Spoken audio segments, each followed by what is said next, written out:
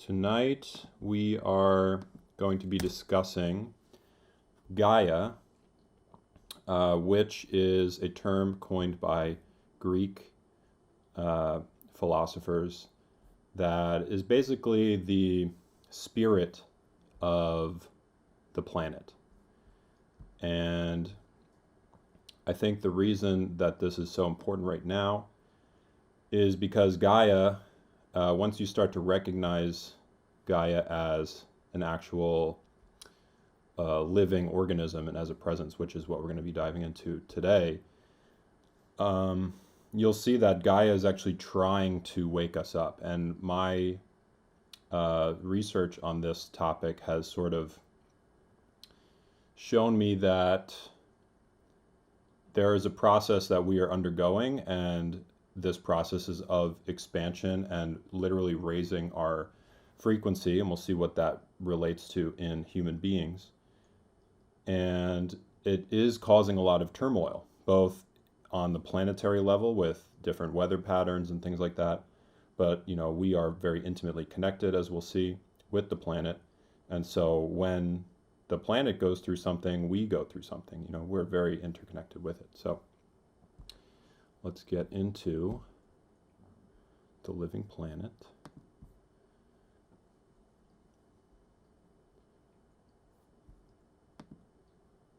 All right. Actually, I like these, but last time they were like in the way. So I guess we're just gonna have to minimize this. Unfortunate, but. All right. So again, we're talking about Gaia as a living organism. Gaia being the planet itself, or more specifically, the collective consciousness that the Earth both manifests and that we manifest in relation to the Earth. If you guys can go ahead and mute your microphones, that would be helpful.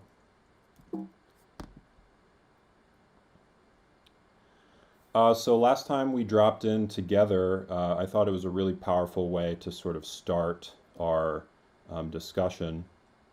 So what we're going to do today again is drop into a heart coherence meditation. So if each of you could do me the favor of getting into a meditative posture and mindset, we're going to do the heart coherence meditation from our first talk. So if you'll join me by just settling into yourself here, breathing out, and breathing in, take a deep breath through your nose and out through your mouth.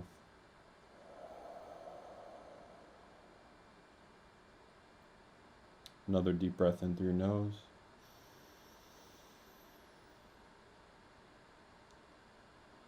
And out through your mouth.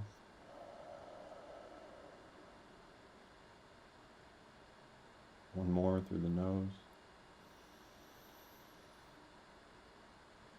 Out through your mouth. And breathing in here, try to breathe in and imagine you're breathing into your heart space. Breathe into your heart.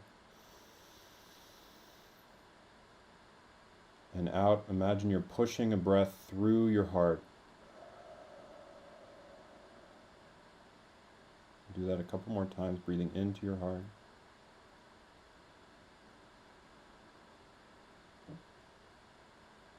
And out through your heart.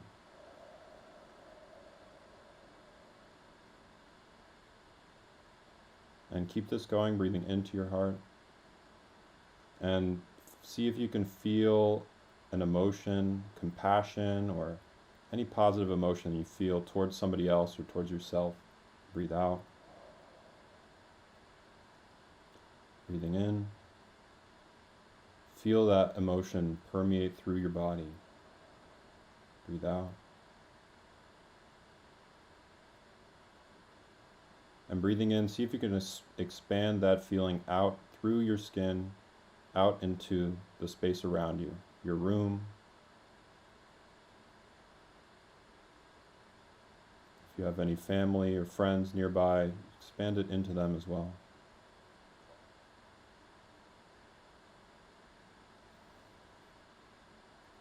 And on another out breath, see if you can push it even further into the space around you, the plants, the animals, the grass, any living organisms around you. Just share your love and compassion with them, a gift for them.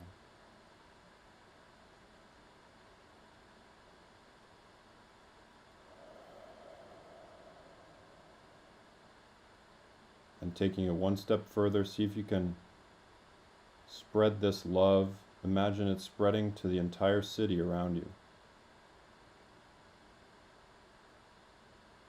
Expanding out and out and out.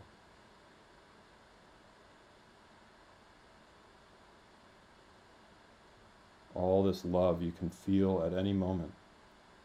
And you can feel for everything around us.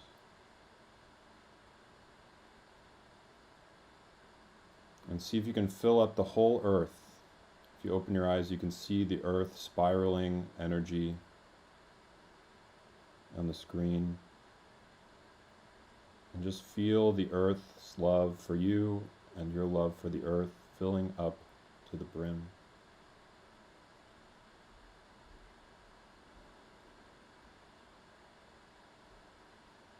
And hold love for each person here joining us on this journey today.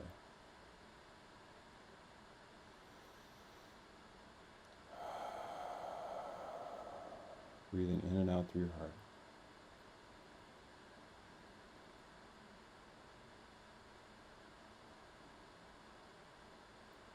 And now opening your eyes, coming back to bodily awareness. Breathe and take that love back into you, feeling the love you just shared with everybody come back into you.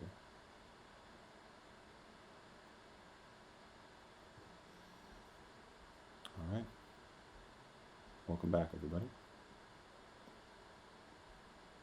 So if you guys weren't here for our first talk, that was an experience of heart coherence, which is when your mind and your body can synchronize together.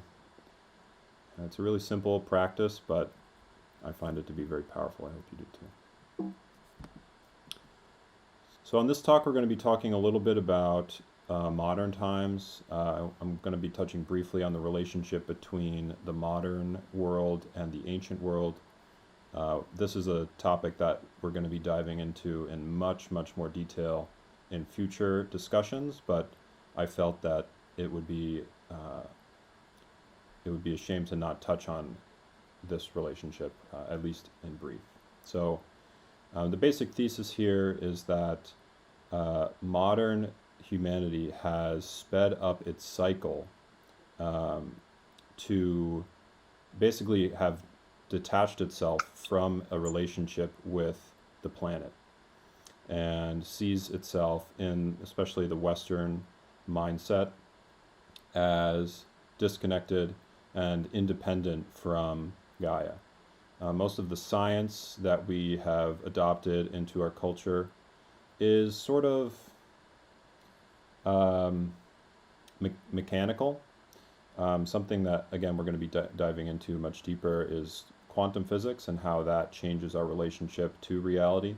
But for right now, just imagine, we see, Newton's law, that inertia, all these things are sort of like particles bumping into each other, and they don't have any life according to the current dominant worldview from science. But in ancient cultures, one of them being, the people who coined the term Gaia, or the concept or the experience of Gaia, were the Greeks, and they would personify the different forces of nature, and I think there's one perspective that sees that as primitive, in that they, the general mentality being that they didn't have the means to measure these phenomenon, and so they just created gods. But I think on a deeper understanding, you start to recognize that our understanding of narrative and our ability to use narrative to influence us is extremely valuable. And by using narrative in this way, you learn how to connect to the depth of the life of, in this case, the planet. And I don't think that's something that we should overlook or cast, a sort of just looking down on that, because I think it's a very powerful way to relate to the world. One of the other things that we're going to be talking about here is magnetism, specifically the relationship that we have to the magnetic field of the planet. As you'll see in this picture done by Alex Gray, who's a great artist, painter, he has displayed here the way that our energetic field, which we talked about in the first installment of the Quest for Light, relates to the energetic field of the planet.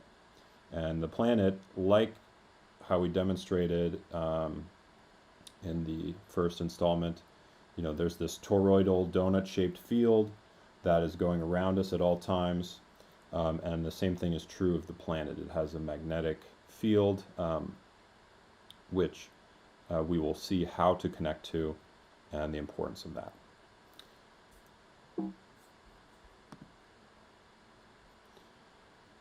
So one of the things I wanted to bring up here in specific in the modern world is the idea of dullness. This came to me through The Gene Keys, which is a fantastic book. And he was discussing how there's this sense of boredom or just dullness of life that we are constantly trying in the modern world to avoid. We will, not really, we don't feel comfortable settling into the mundane aspect of life, the normality of life. Whereas a child, as we discussed if you've been watching the Storytime Live episodes that I've been doing on Instagram, we discussed the idea of basic goodness.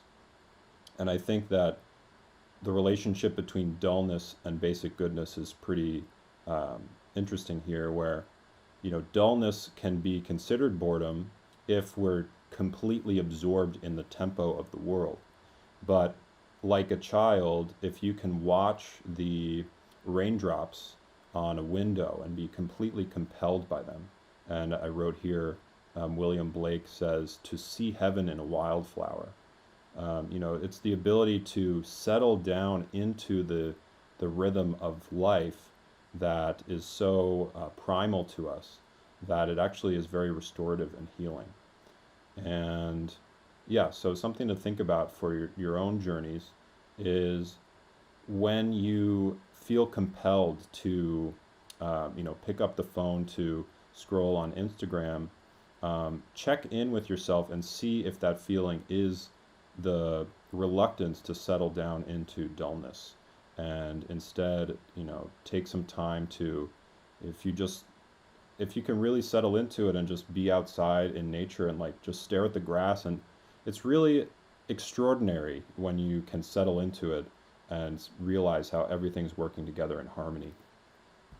And you can be too. So in the first part, we're going to be discussing the difference between the modern and ancient cultures in a very brief excerpt here. Again, we want to, me and a friend of mine here, Max, are going to be diving really deep into ancient cultures. There's a lot to learn from ancient cultures. And as he put it today in a talk we were having, this is sort of the golden age of archaeology, where generally we would think that physics and biology have done a great job of giving us a path towards the future.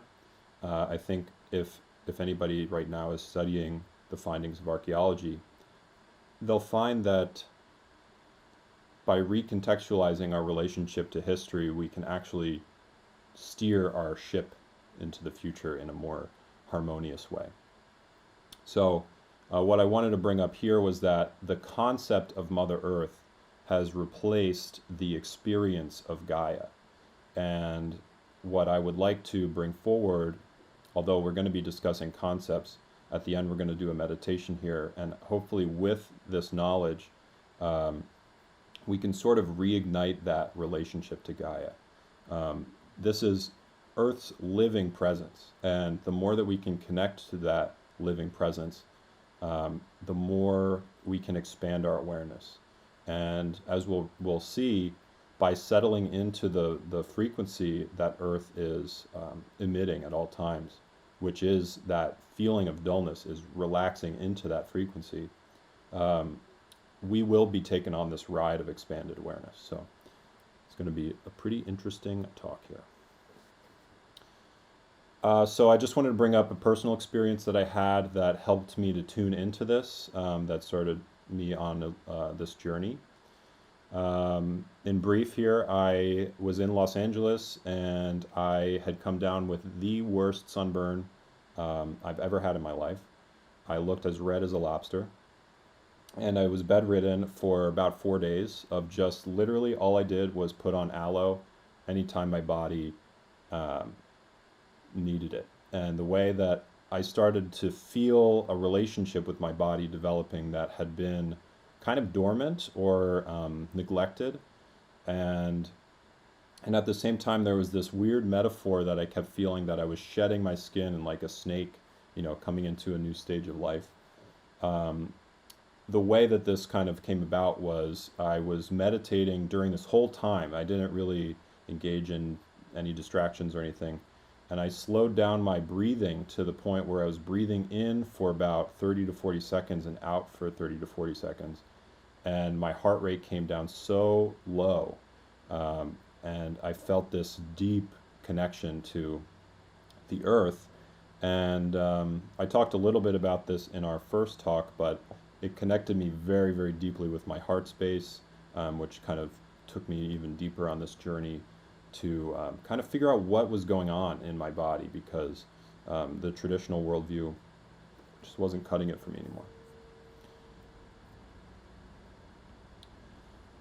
So in ancient and tribal societies, there is the shaman. Every society has a shaman, which is seen as a bridge between the ancestral spirit of the tribe, and as well as the spirit of nature and the animals, and being able to connect with them for guidance can sort of steer the tribe out of dangers before they occur, as well as help relieve ailments in the tribe itself through the connection with the spirits. You could imagine, as each of you deepen your meditation practice, you start to open up the connection to a deeper realm that's sort of, as we've seen through our discussion of the modern world, a little bit neglected because of the pace of our world. It doesn't really match the pace of the natural world. And that's not to say that it's a bad thing necessarily. I think it's pretty easy to demonize modern world when you're talking about ancient world. But as we discussed in the first talk, we had to go on this journey to be able to fully realize the interconnectivity of our brain and fully come into our voice as an individual. And I think now the path is going back to these teachings with the intention of learning from them, so that we can fully embody what it means to be a human being with this increased potential of our brain hemispheres being joined. And if you want to learn more about that, our first talk, we dove a little bit more deeply into that. All right, so part 2, we are going to be exploring the proportions that sort of permeate the universe. It's easiest to do it with some graphics, so we're just going to keep going here. So the golden ratio is what you see on the right side of the screen. This is a transcendent ratio that is found throughout all of the material universe. And the ancients revered this, and a lot of their temples are built to these proportions. And as we'll see, nature tries to get closer and closer to expressing the golden ratio through the Fibonacci sequence. Both of them are very interrelated. And the ancient peoples saw their creative capacity as a means to expand the creative capacity of the earth. And what they did was they built sacred sites. These temples are placed at very specific points on the Earth in relation to the electromagnetic grid that surrounds the Earth. And what they're doing is expanding the potential of the Earth by redirecting some of its energies. So all of these, pyramids, which we're finding more and more of, as we'll dive into in the talk that we're doing on ancient history. All of these temples are means of expanding the creative capacity of the Earth and its ability to express its own creativity. So, a very interesting perspective that we'll explore in the future. So this is phi, also known as the golden ratio. That is the symbol for phi on the side on the right. And what you'll see is this pattern is everywhere. Once you start to recognize it, I mean, you literally see it everywhere. It's so ubiquitous that it is in the arms of the galaxy, as well as the fetus of a baby, as well as this shell of a nautilus, as well as a rose. It's just everywhere. And it really makes you question, well, what is this, and why does it express itself so ubiquitously? Like, what is the power of this ratio? And here it is in the body. So you'll see it's it's in the structure of the brain, is spiraling out at a golden ratio. And it's even so ubiquitous throughout our body that, as you'll see in the bottom right corner here, our DNA is spiraling at the golden ratio. So it really makes you think, like, we are so intertwined with this thing that it literally has created us from the ground up to be harmonic with this frequency. So the Fibonacci sequence is the way that nature moves closer and closer towards the golden ratio. And what you'll see on the side, so the golden ratio is 1.61. I'm just going to take a quick drink. And if you look at the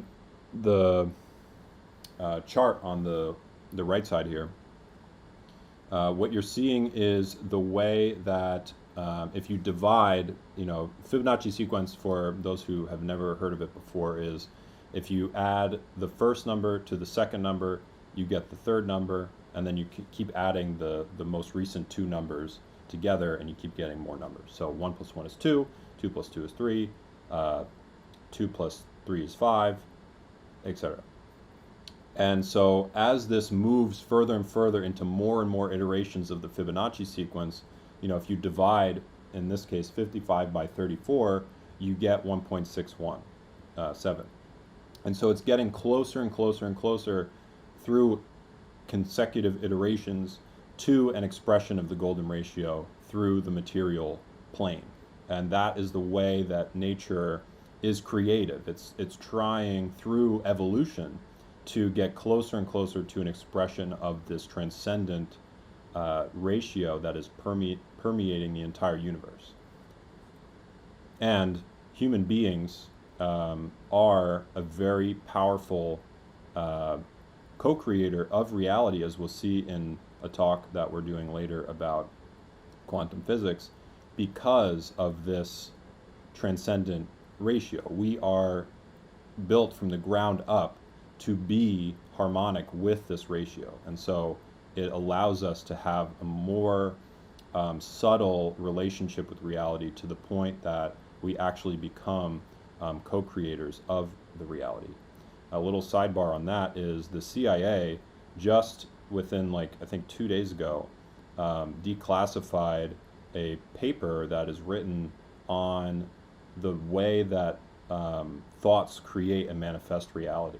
So all of this stuff is coming out as being verified. If that's your shtick, that you need it to be verified by the powers that be, it's even being verified up there. So very interesting time, and it's curious to be exploring this stuff, as well as hearing more and more people resonating with this, and it even going up to the highest peak of government as being true. So all right, part 3, we are going to be discussing the heartbeat of the planet. So, another name for the heartbeat of the planet in scientific terms is called the Schumann Resonance. And again, I want to stress that magnetism is, the Schumann Resonance is an electromagnetic field of energy. And it's sort of artistically demonstrated here by, I think Autumn Sky does this artwork.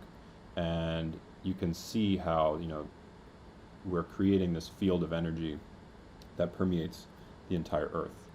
And if you can imagine a continuous vibration, like imagine a single note is being played at all times, and every organism that has been created on this planet is resonant with this note. So in a sense, you could look at the Schumann resonance as the soup that all of us, or the water that all of us are swimming in, that we're not even aware of, that connects us intimately to each other, to all life, to everything on the planet. And so this is a very powerful energetic presence that permeates all things. So this was discovered pretty recently in modern times by 1977 by Otto Schumann, and he mathematically predicted the exact frequency of the Earth through the electromagnetic spectrum, and he calculated it to be and confirmed that it resonates at 7.83 hertz. And a quick side note here is that if you are studying brainwave frequencies, which I've been doing recently for a project I'm working on, the brain emits many frequencies and they correlate to your mental state. And it just so happens that our resting brainwave state is at 8 hertz. So it's no coincidence that the state that we are in, the pinnacle of rest, is the same as the vibration of the Earth. That's how interconnected we are to this planet. For those that are interested, that's called the alpha channel of the brain, and if you want to look up brainwave frequencies, it's pretty interesting to see. So, without looking too deeply into the chart on the side, I just want to bring up right now first that since 2012, before 2012, the Schumann resonance was relatively steady, only fluctuating about 1 to 2 hertz from 7.83. In 2012, these fluctuations began to increase, peaking at 35 hertz, and people were pretty surprised to see that, to be honest. Now, at least once a week, we're seeing spikes in the Schumann resonance of 80 hertz, and the max recorded so far was 121 hertz.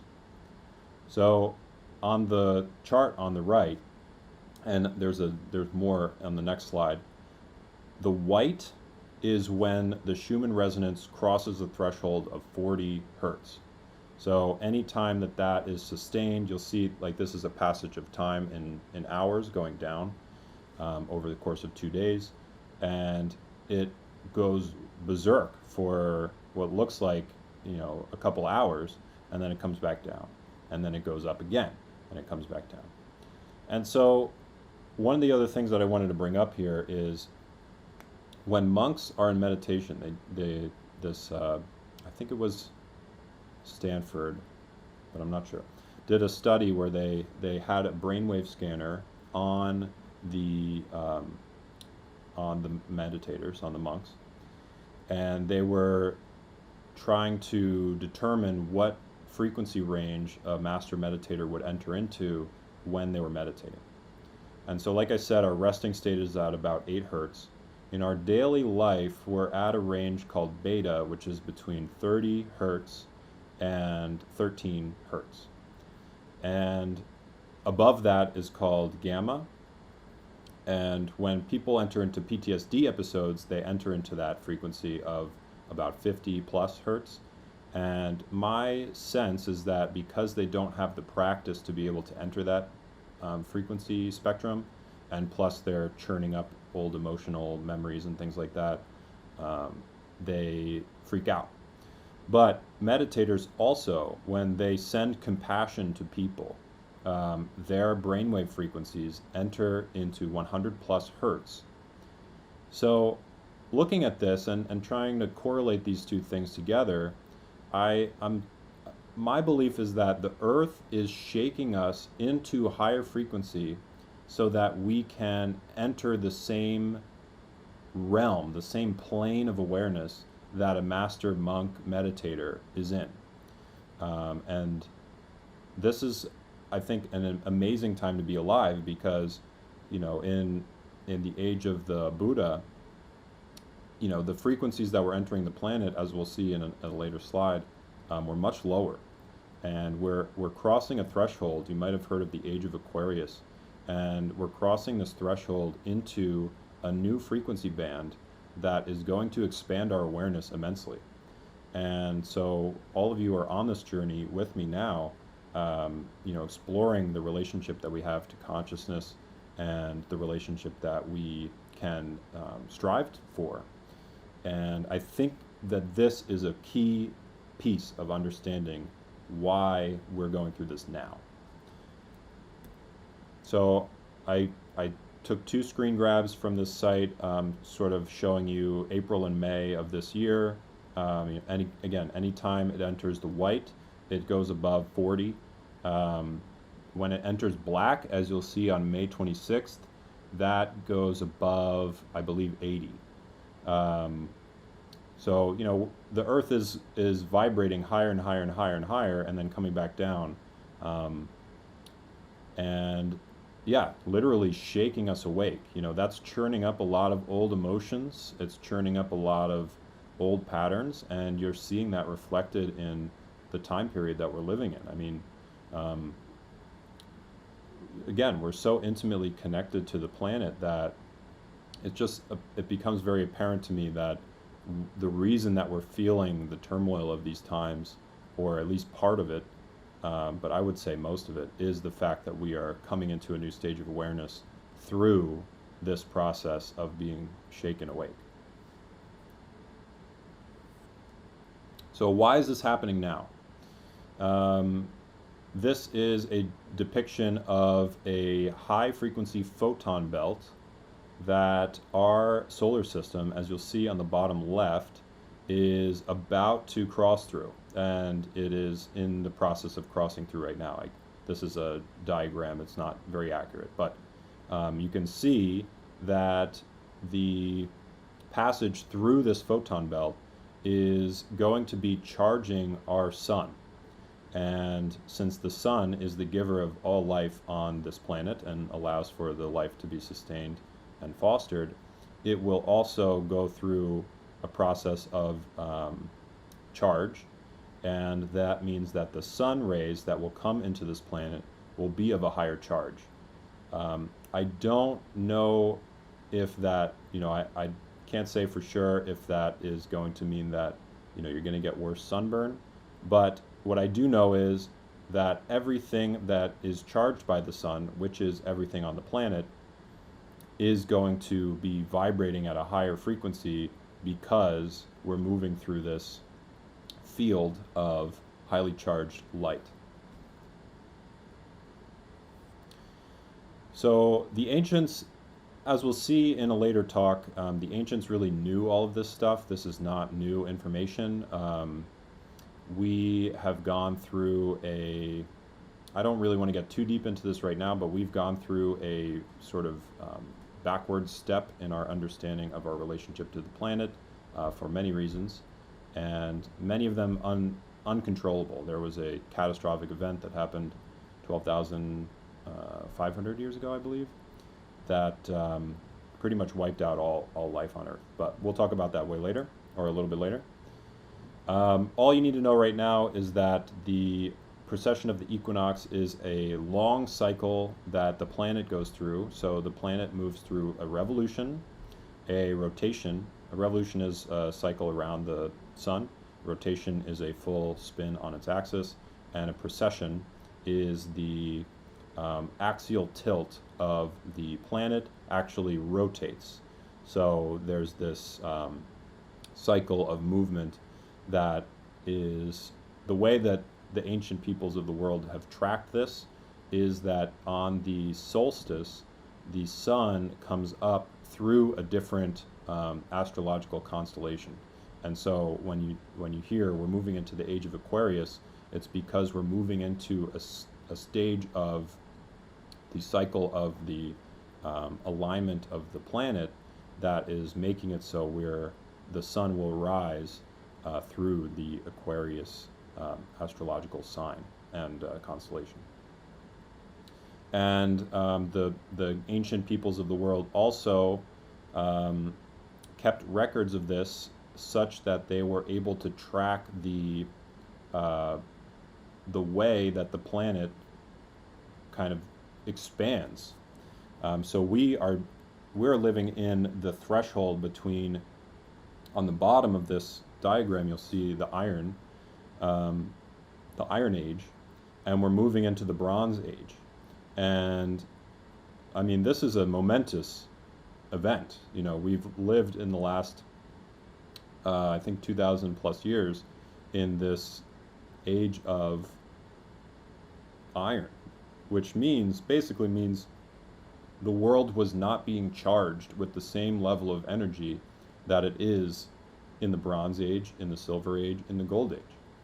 And that has to do with the relationship that it has to its alignment in the greater cosmos, which we saw in that other diagram. All right, so we're going to do a little breath here, another meditation, just to sort of center all that information in your body rather than leaving it up in your noggin. So, if you guys don't mind getting into another meditative pose here and posture, this is called returning to the sacred space of the heart. So go ahead and close your eyes and take a deep breath in and another deep breath out through the mouth.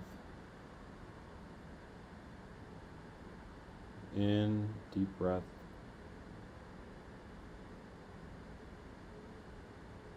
And out.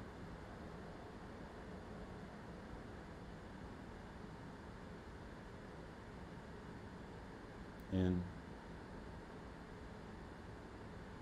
And out. And now taking a deep breath in, feel the love that you have for Mother Earth by rooting down into the core. Send your love down into the earth. And on the out breath, feel a pulse go from your body down into the core.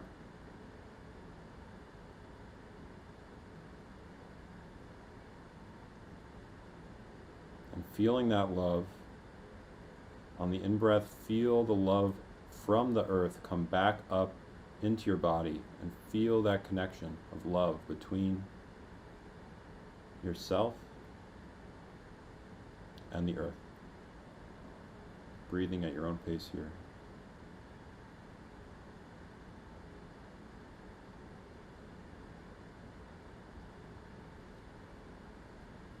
And now feel your love for Father Sky. Imagine the sun shining down on your head, coming in through your crown.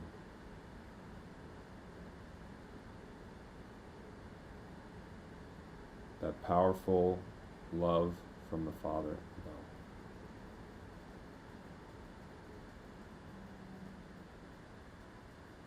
You are standing in between the worlds, in between the Great Mother of Gaia and the Great Father of the Sun. And you are the divine child.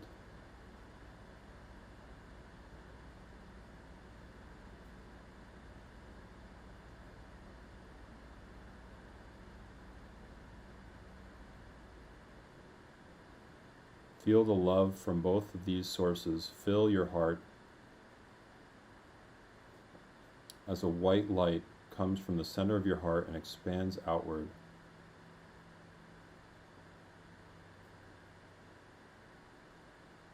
Outward into the space around you.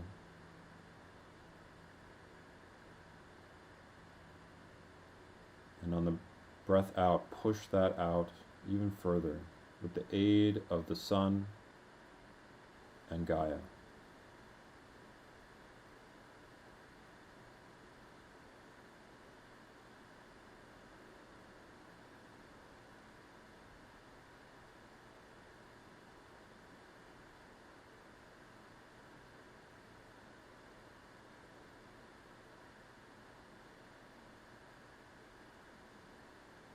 Feel the energy and the power of this time, the charge of the planet increasing, and with it, so too is your energy. You are a child of this planet, and you are so connected. You are held by the love of this planet and the love of the sun.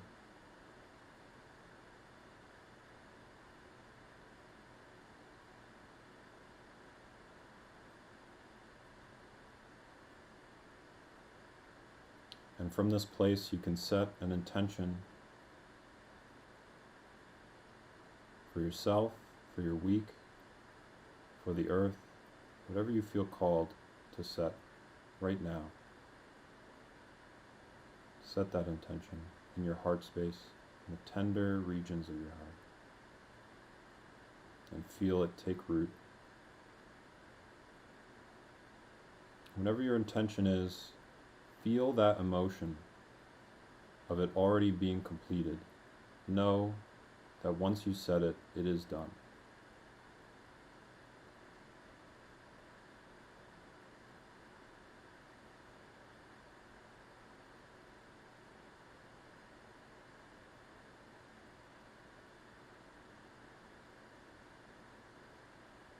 Now come back to bodily awareness. You can move your fingers and your toes. Just wake up your body.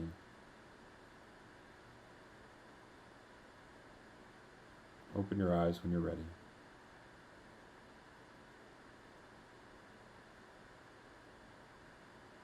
And we're back.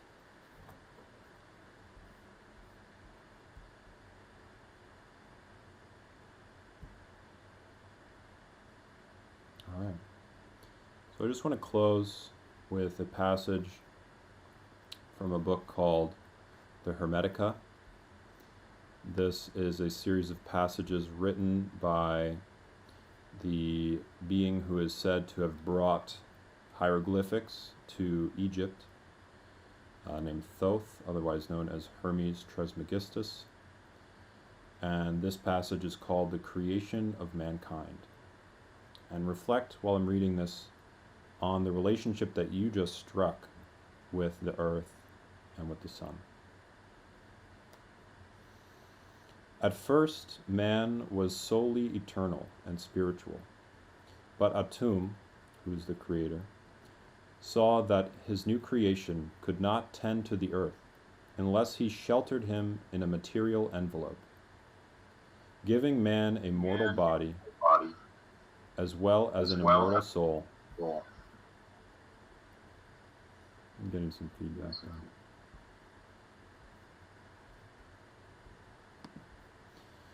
As well as an immortal soul.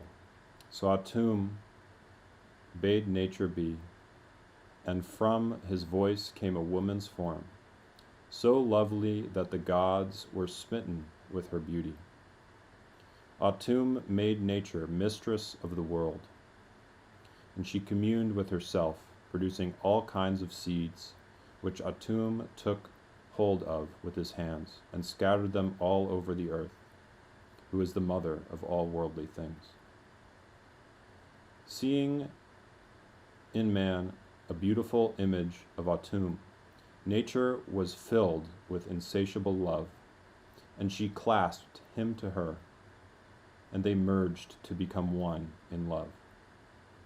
Mortal and eternally blended and mingled, so that man may perform demands of both sources of his nature.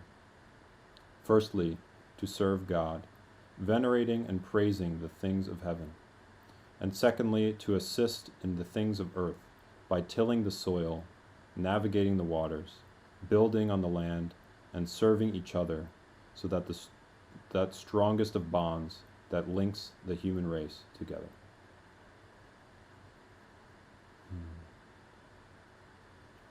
I think that poem and passage does a great job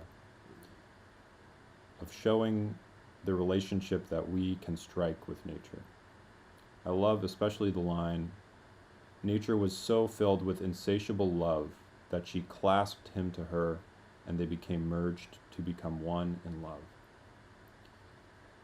As we'll see in a later discussion of quantum physics and manifestation, I think, again, this passage does a good job to show that we are the co-creators of this plane of reality.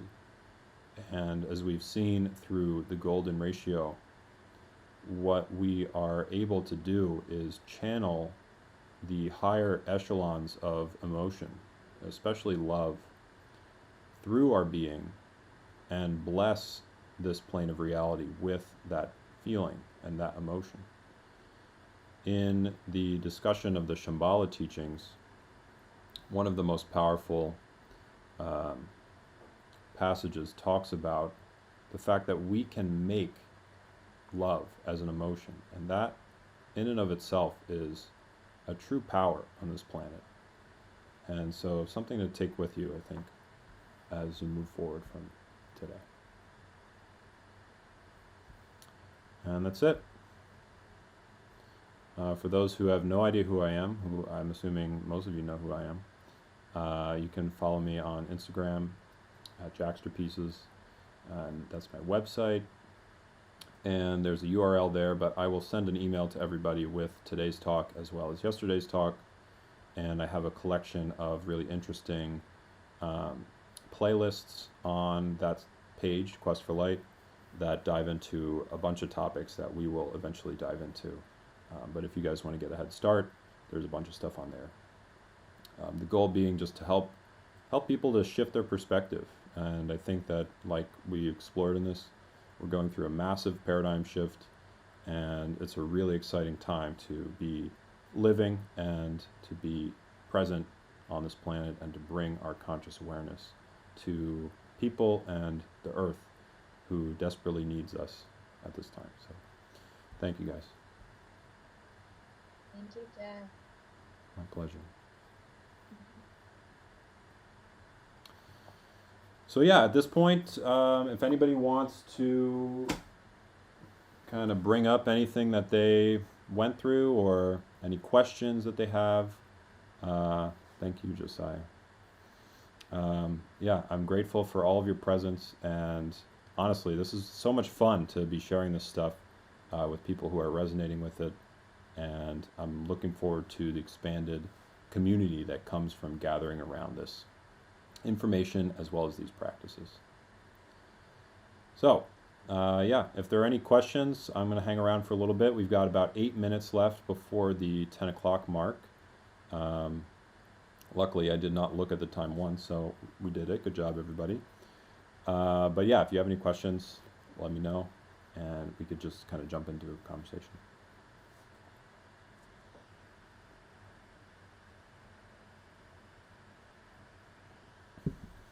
Thank you, guys.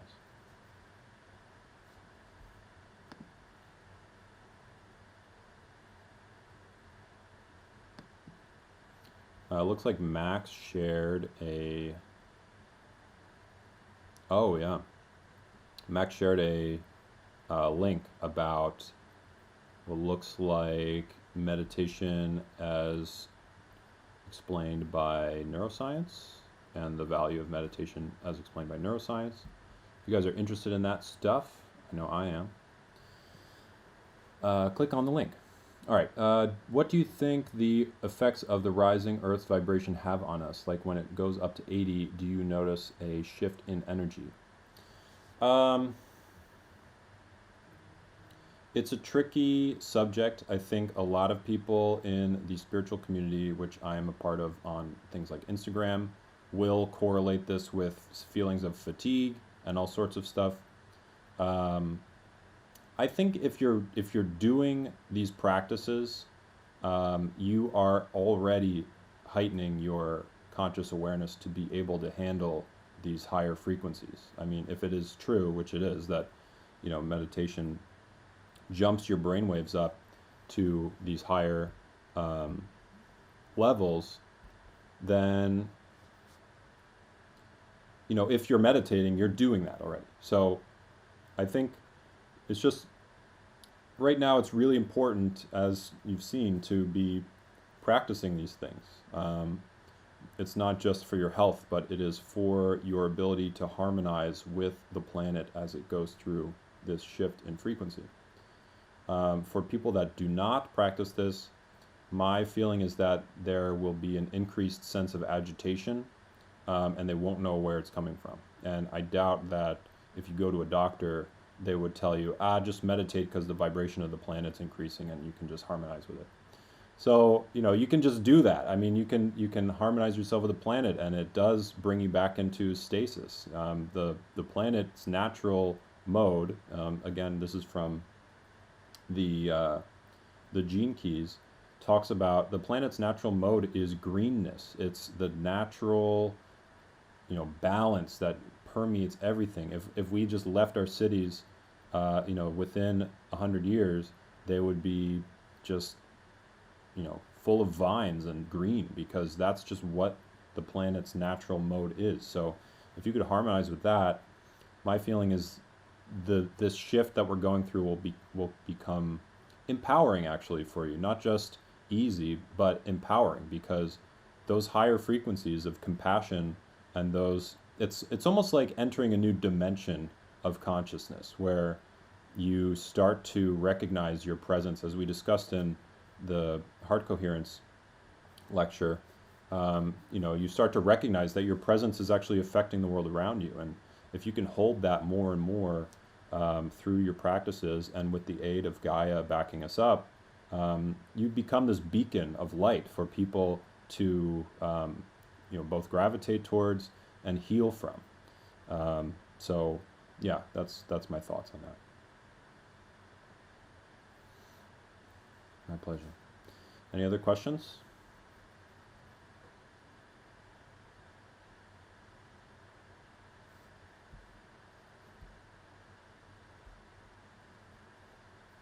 All right. Well, if everybody feels complete, I guess we'll just keep rolling on to the next one. Me and Max, who was here for a bit, are going to be exploring the relationship between the ancient peoples of the world and Gaia in depth, particularly like I explained a little bit during this talk. We want to go into why changing our understanding of the past, and particularly the relationship that the ancient peoples of the world had to the planet, will help usher in a new paradigm of consciousness and help us to build an enlightened society. So if you guys are interested, stay tuned. I'm going to be posting updates when that will be, at least the first installment of that. That's going to be a multiple part series that we're going to do, maybe like touching on that and then going into other subjects and then coming back to that. But yeah, that seems to be the next one that's sort of emerging.